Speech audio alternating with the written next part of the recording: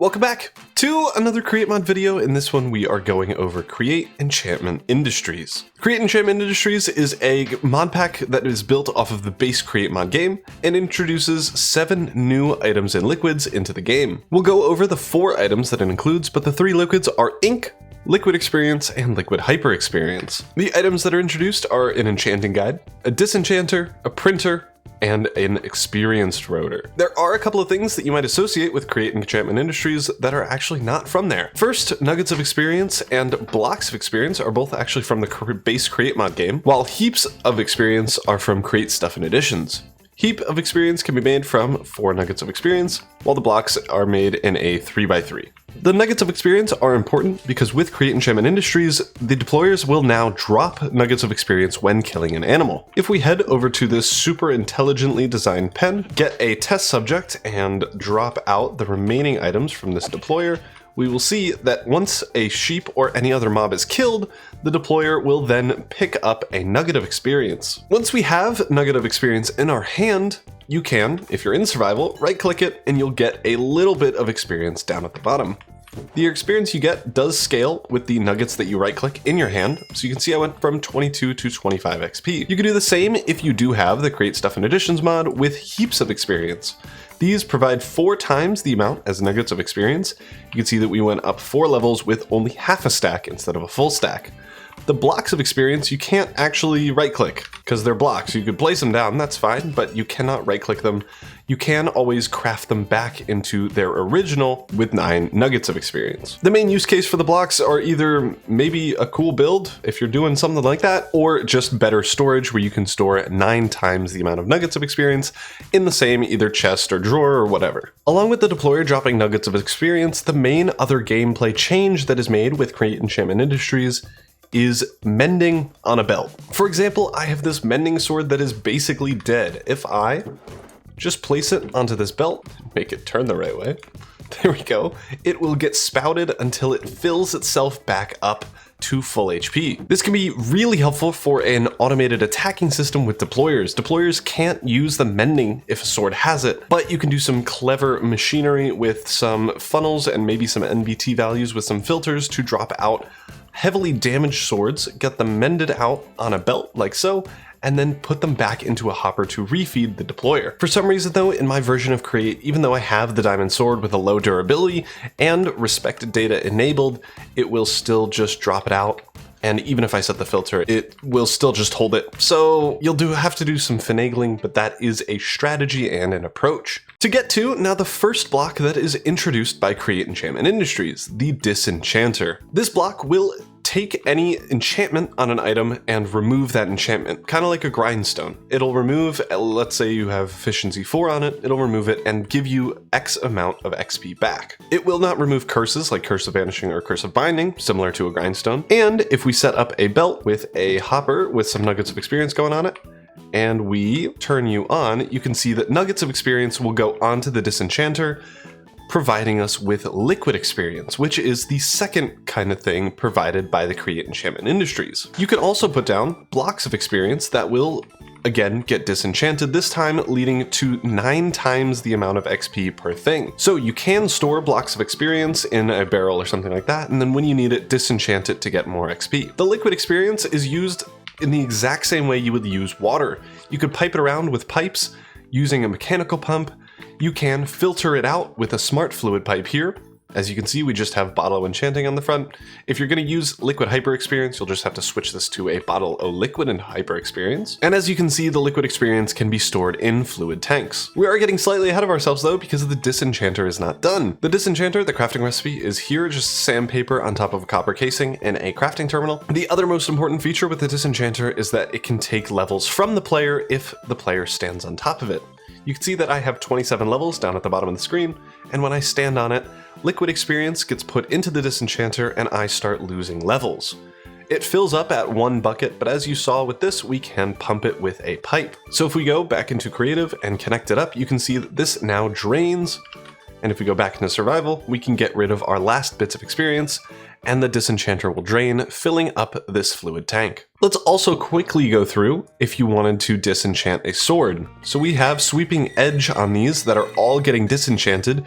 You get the sword back, but not the experience. The experience, as you can see the little animation there, let's do it one more time because it was a little bit quick. There is a little animation here of some liquid experience dropping through the grate and filling it up. I'm now going to put in a Curse of Vanishing and Sweeping Edge sword in here, and we'll see that when this comes out, we'll still have Curse of Vanishing on all of these, meaning that it'll remove the enchantment, but not the curse. Moving on now from the Disenchanter over to Liquid Experience. I know I got ahead of myself a little bit, but to recap, we can pump Liquid Experience like you would any other liquid. Water, lava, hot chocolate, if you're using Create Confectionery, and you can pull all the liquid experience from a Disenchanter. You just connect it up with a fluid pipe and a mechanical pump it in a direction, and it will head to whatever is at the end of the line. You can also pipe it with a fluid pump through a smart fluid pipe, setting the filter to liquid experience, so that if you have liquid experience and like water in a basin or something that you're mixing, you will only get the experience out. This is really helpful for liquid hyper experience, which we will go over in a bit. You can also use the mechanical pump and really any liquid experience if you're pumping it out and use it as an experience shower. You'll get a bunch of XP really quickly as long as you have enough liquid experience, and you could just shower in the experience if you wanted to. If you want to connect up the pipe to, let's say, a blaze burner or a blaze enchanter, that's probably what you're going to use this for. But what is a blaze enchanter? Heading back over to the enchantment guide that we have here, it is made with a sturdy sheet and a book, and if you right click it, you will get this screen. It has an enchantment guide with no enchantment available, and that's it. What you'll have to do is grab yourself a book of really any kind. I'm using Silk Touch here. It can be literally any enchanted book of any sort. It could be like Potato Launcher 4. I don't know what the Create enchantments are, I'm going to be honest. But if you open up the enchanting guide and then place the book in here, you'll see that this now has an option to choose, and it is Silk Touch. You'll see that the option does also say scroll to select, which would be useful if we have other enchantments on here. That is applicable for this book. This has Aqua Affinity, Depth Strider, Feather Falling, and Fortune. And if we open up the enchanting guide, we can click this to remove the previous book, place in the new one, and you can see that we now have those 4 options. We can scroll through all of them to select which one we want. Then you'll just need to grab a blaze burner and shift right click the enchanting guide onto the blaze burner.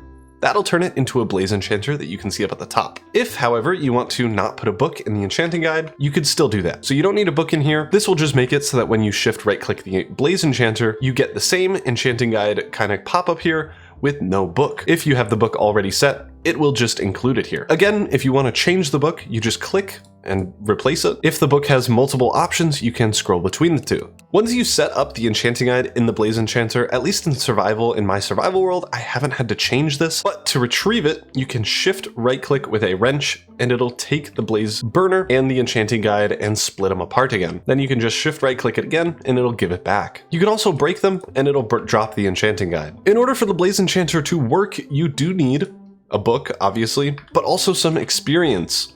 So how do we get experience into here? If you try to pipe this from the side, nothing will happen. That is because Blaze Enchanters only work when powered from below. You can see that when we powered it from the side, if we remove this, it doesn't actually connect to the Blaze Enchanter. But if we connect it from the bottom, you should see that the Blaze Enchanter has now liquid experience in its kind of like top bar there, and it looks now kind of like a blaze burner that is being powered. To enchant an item, all you'll have to do is right click it onto the Blaze Enchanter. It'll have this cool animation where it's spinning around, and once it's done, it will pop off. And there we go, we have Silk Touch on our diamond pickaxe. If you're wearing engineering goggles, then you will be able to see the active enchantment being Silk Touch, the experience it consumed, and the fluid container info of the Blaze Enchanter. You'll see here that we have 2,000 millibuckets out of 2,000 millibuckets, and that it consumes 57 millibuckets of experience to enchant an item with Silk Touch. If you wanted to enchant, let's say, diamond boots with a couple of different things, let's do Depth Strider first. We're going to scroll to Depth Strider, right click it, and have the process continue. You can see that the experience consumed is actually greater now that we're doing a 3rd level enchantment. It is now 193 millibuckets. And then we can just scroll, do Feather Falling, right click it again with the Depth Strider Enchanted Boots, And once this completes, we will get Feather Falling for Depth Strider 3. Again, you will see that the consume experience is actually lower than Depth Strider 3, which is interesting. And I think that's just based on the amount of experience it requires or how cool the enchantment is. I'm not entirely sure. Normally, higher the number, more experience it uses. But there we have it. We have Depth Strider and Feather Falling from the same Disenchanter with the same book. And we can always switch back to Silk Touch if we would like. So we all know that you can right-click a Disenchanter with the thing that you want to enchant, and it'll enchant it for you. But what happens if you want to automate it? This is just a simple belt that goes across the Disenchanter and ends in this barrel. I'm going to set up the Disenchanter with the Depth Strider 3 from this book, and then we're just going to place a set of diamond boots in here. You'll see that it goes onto this belt, onto the Disenchanter, and will get enchanted going onto the following belt. I'm going to do 3 in here just so we see that it will line up, stacking up, and wait its turn to go into the Disenchanter and then drop off another belt. You cannot have a right angle with this Disenchanter though. If we try to set up belts this way, connect it up, and if we repower this, we should see that this is just going to kind of pop off and it will not continue this way. So you do have to have the Disenchanter in a row like this. And as you saw, it went this way into this funnel, meaning that you do need this in a row, otherwise it will not properly automate itself. As you can see, we now have 5 sets of diamond boots, all with Depth Strider 3. You can chain this together, obviously maybe in a slightly more compact way than me, by setting up multiple Disenchanters on the same line. This one is set to Depth Strider, this one is set to Feather Falling. We'll see that the boots first get enchanted with Depth Strider, and then move on to get enchanted with Feather Falling. This sword is a good example of something that does not get the Depth Strider enchantment on it. We should see that this just passes over the Disenchanter and continues on to the next one. So you can have all of this on the same line with all of your items getting enchanted from the same line, and it'll just pass over if it's not applicable. If we put 2 Disenchanters next to each other, I am curious to see if this will move over to the next one without issue, or if we need belts between the 2. It will work as anticipated, which is really good to see, which means you can stack up your Disenchanters in a row, just like this, and compact the farm quite a bit. I have now set up kind of our ideal enchantment system for boots. We have Depth Strider, Mending, Unbreaking, Protection, and Feather Falling here, all in a row, and if we throw in a pair of boots, it will get enchanted with all of these. And the benefit with this system is that you don't need multiple Mending Disenchanters if you have all of these in a row for all of your tools and armor. You can set up Sharpness, Sweeping Edge, Looting, Silk Touch, Aqua Affinity, everything in one line, and it'll just pass by the ones that it's not applicable for. Just be sure that if you're going to use Silk Touch, you won't be able to put Fortune on it, and if you do Silk Touch and then Fortune, everything will be Silk Touch. But as you can see, it's going through all of these Disenchanters and getting enchanted with the necessary items. And once that's done, we can see a full set of diamond boots enchanted with everything that you need for vanilla gameplay. Moving on to the last kind of main important item from the Create Enchantment Industries, the printer. This has a lot of different uses, as you can see labeled on the floor here. It can copy enchanted books. So if you have a Sweeping Edge 1 book, you can copy it to make a Sweeping Edge 2, and then 2 Sweeping Edge 2s to make a Sweeping Edge 3. I do this a lot in my survival world where I just enchant to get every single enchantment. It doesn't matter if it's Protection 1. I can use the printer to get it up to Protection 4. We can see this here if you just hover over the printer with or without your engineering goggles. If you see it, it says objects to be copied there, none, and with them off, it'll just say it up at the top, there isn't a book in there. If you right click the printer, it kind of has to be this like printing press bit, I think like this little area. It will then say an enchanted book up at the top. If you put on your engineer's goggles, you'll see that an enchanted book is going to be copied and has a bunch of enchantments on it. The more enchantments, the more experience is consumed. We're copying one with a bunch of enchantments on it, so it's going to be more expensive. If we now put a book on the depot, the press will press it and turn this book into an enchanted book. You can do the same thing on a assembly line here, where we have just a belt with a press, and it will press each book that goes through it. Trying to press a book onto a sword or any other weapon or armor will not work, because that is the job of the enchanter itself, but you can still use it for name tags and train schedules. Name tags, I have this one named as a name. We can put it in there. It will consume 7 experience to name it, and if we place down a name tag there, it will rename the name tag to the original, and you can see that it now stacks. If we put a sword here though, it will get pressed and renamed to the name that you specify with the name tag. That means you could technically, and I guess which is what this is bringing up, you can use this to name items and potentially make your own factory and armor or weapons or tool brands, which is so cool. When you're done using the book from the printer, you can always right-click it and take it out. So that's how you get your original one back. There is another liquid that can go into the printer itself. This will copy over written books or train schedules. I have this book and quill here, which has stuff written in it. It will not copy over a book and quill. If I try to right click it, it'll just open the book perpetually. I can't place it into the printer. But if I sign it, book title, and close it, I can then put the book title into the printer, grab myself an empty book, and duplicate said book. And that uses ink. The way we get ink is really simple. You just place in ink sacs, black dye, or wither roses with some water in a mixing basin, and it'll turn into ink. You can also copy over train schedules, which if we open up this one is just a random one that I'm going to put in here. We're going to place a blank one in the bottom, and that will get copied over.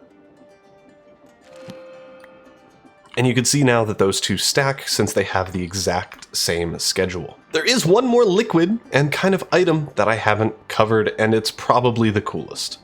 Liquid Hyper Experience. This thing is easily the hardest to get, but also easily the coolest. Liquid Hyper Experience lets you increase any enchantment level by 1. That means you can get Depth Strider 4, Feather Falling 5, Fortune 4, Sharpness 6, Efficiency 6, which is just insta-mining blocks without haste 2.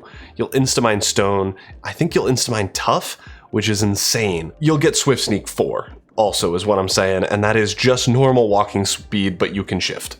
It's insane, but it is expensive. In order to make it, you need to mix Glow Ink Sacs, Lapis, and Liquid Experience under a superheated blaze burner. If you haven't dealt with superheated blaze burners, you just need to right-click a blaze burner with a blaze cake, and it will turn it blue for, I think the default is 100 seconds. I have a blaze cake farm on my channel. If you want to check it out, I'll leave it in like the top right of the screen right now. But this recipe in itself is a little bit of a challenge to make. In the base Create mod, and at least in the mod pack that I'm playing, Lapis Lazuli is not automatically farmable without like a quarry or a mining machine or something. Glow Ink Sacs are, but this is a recipe by Create. You can turn ink sacs with a haunting into a glow ink sac, and then using Create more recipes, which you may or may not have, you can wash coal into ink sacs. Coal is farmable in my mod pack. It might not be in yours. You'll have to check out just your JEI to see how or if you can make glow ink sacs. If you can't, that makes this recipe so much harder. You'll also notice that it requires 100 millibuckets of liquid experience to get 10 millibuckets of liquid hyper experience, which is a 10-to-1 conversion rate, which means if you want to, let's say, get Swift Sneak, which I think cost 800 millibuckets, you will need 8 buckets of liquid experience and 80 glow ink sacs and lapis lazuli. If you have an automated version of both of those, or if you are just crazy and get a ton of it, it is pretty simple to make with an XP farm, which I'll also leave in the description and on the top right. Go check it out. And we can start making liquid hyper experience as long as you have the blaze cakes to do it. This is a perfect time to use the smart fluid pipe with a bottle of enchanting of liquid hyper experience. If you need to, you can just spout liquid hyper experience onto a glass bottle. You can usually search up liquid hyper experience and drag the bottle of enchanting, but for some reason my JEI isn't popping it up. But like, as you can see, you can drag this in here if you don't want to just grab the bottle yourself. Liquid hyper experience works in the same way as normal liquid experience. It needs to go into the bottom of a blaze burner. And if we set this up the same way you would, you'll see that this now turns blue, just like the superheated blaze. We can now also put in this beautiful book. You'll see that Aqua Affinity doesn't actually increase because Aqua Affinity 2 is not an enchantment. You'll see that it says invalid target. This means you need to use liquid experience for this enchantment specifically. This applies to things like Mending, Aqua Affinity, Silk Touch, and anything that doesn't have a level 2 version. If though we switch it to Depth Strider 3, you'll see that now Depth Strider 4 is available and uses 310 millibuckets of liquid hyper experience. We don't even have that in here yet, and I'm using this in creative. So I guess let's start up this farm and get this crafting. It doesn't take too long to make this. Usually if you have all the ingredients and an infinite supply, you can get up to the experience that you need pretty quickly.